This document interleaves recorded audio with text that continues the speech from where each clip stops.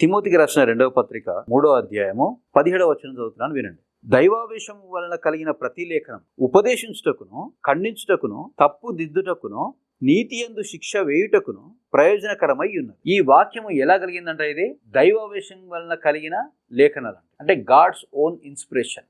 నేనైతే అంటాను, Bible is the written form of God's own nature.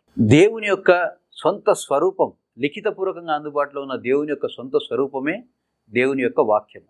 మనం దీన్ని చదువుతున్నప్పుడు మనం చదువుతోంది బైబిల్ని కాదు కానీ, దేవుని యొక్క వాక్యాన్ని కాదు కానీ, దేవుని యొక్క హృదయాన్ని, ఆయన యొక్క గుణ స్వభావాలని ఆయన లోనికి వెళ్ళి చదువుతున్నాం.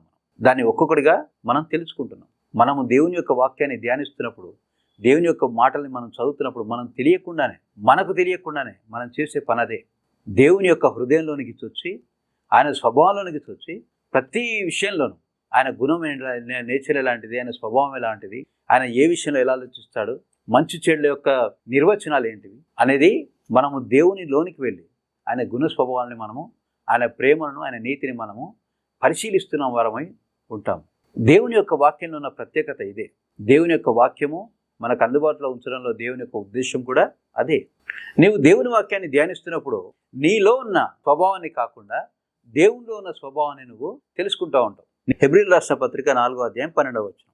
ఎందుకనగా దేవుని వాక్యము సజీవమై బలము గలదై రెండంచులు గల ఎటువంటి ఖడ్గము కంటే నువ్వు వాడిగా ఉండి ప్రాణాత్మలను, కీళ్లను, మూలుగను విభజించినంత మట్టుకు దూరుచు హృదయం యొక్క తలంపులను, ఆలోచనలను శోధించుతున్నారు. నువ్వు ధ్యానిస్తున్న వాక్యము నీలోనికి వెళ్ళి ఏం చేస్తూ ఉంటుందంటే, కీళ్లను, ఎముకలను విభజించుకుంటూ వెళ్ళి నీ తలంపులను, నీ ఉద్దేశాలను, నీ ఆలోచనలను, నీ బుద్ధి, నీ గుణ స్వభావాలన్నింటినీ కూడా అదేంటంటే నీకు విడమర్చి చూపిస్తూ ఉంటుంది.